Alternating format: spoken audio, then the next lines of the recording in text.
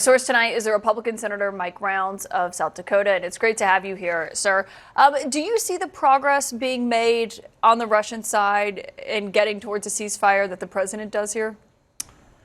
I think the president is right when he tries to find a path forward to find peace.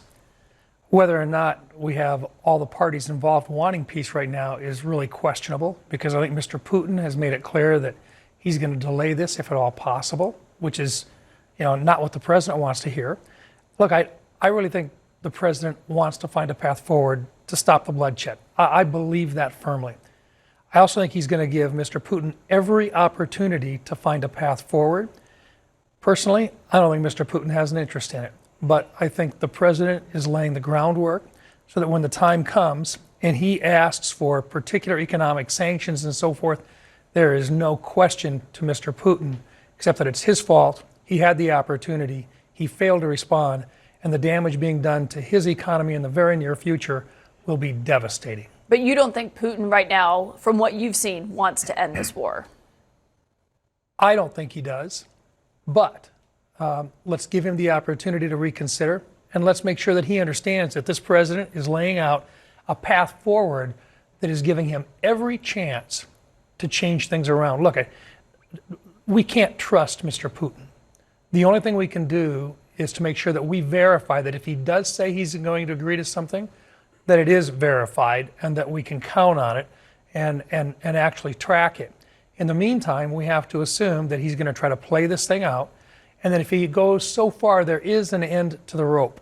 And at the end of that rope would be some of the most severe sanctions. I think we probably got well over 80 votes in the United States Senate right now to impose some of the most severe sanctions that have ever been laid on another country. So you do think, as President Trump put it a few weeks ago, that Putin is tapping him along? It's entirely possible. Look, I don't see a path forward where Mr. Putin can long-term win this. I just don't see that. But I think Mr. Putin probably wants, because he believes he's destined to recreate the Soviet Union once again. And somewhere along the line, this conflict is going to be such that the only way we find out whether or not Mr. Putin has any sense of the damage that can be done to Russia is to actually impose the kind of sanctions that would be devastating. And I believe that President Trump thinks that he can make a deal as Mr. Putin realizes that we are very, very serious, that this is not going to continue on. And then it doesn't just mean military actions. It means economic sanctions that would be damaging beyond anything they've ever seen in Russia before. There have now been 3 phone calls between President Trump and President Putin since he took office the second term. You mentioned the sanctions. How much time do you want the White House to give Putin here before you believe it's time to implement those sanctions? I'm ready anytime, because you think they should go now? Look, I would be more than willing to support sanctions at this time.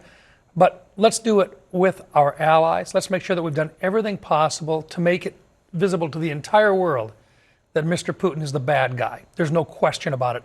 Let's make certain that everybody understands that Ukraine is the country which has tried to come to the peace table and Russia has refused, so that the rest of the world understands that if they're helping Russia on this, they're going to be subject to the same types of sanctions as well.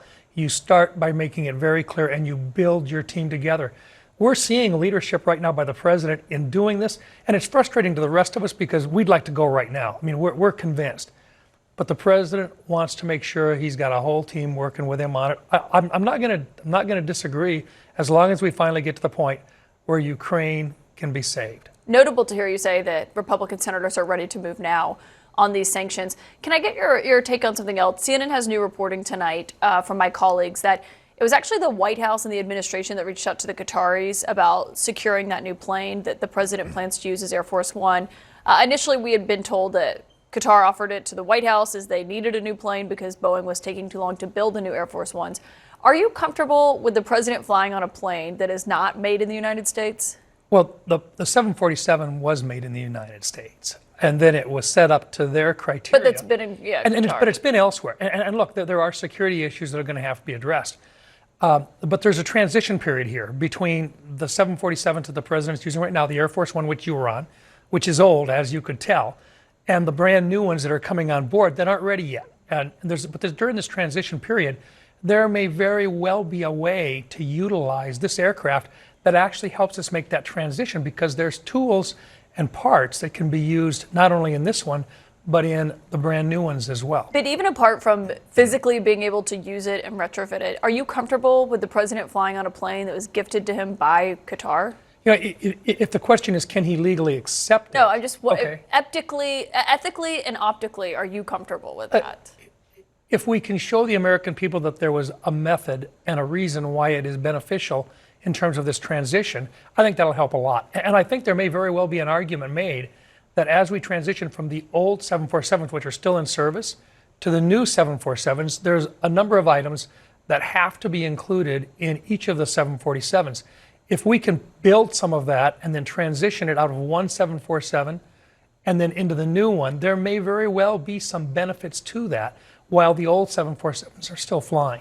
So we've had a chance to talk to some of the folks in the Air Force, and the Air Force actually does have a plan to be able to work through this. Now, I'm not going to get into it because a lot of it's still classified, but there is a logic that a lot of people aren't talking about yet, and I probably shouldn't be breaking that story. Interesting that you did talk to the Air Force, though. When you are ready to break it, let us know. Senator Mike Rounds, thank you for your time, as always. Appreciate it. Great to have you.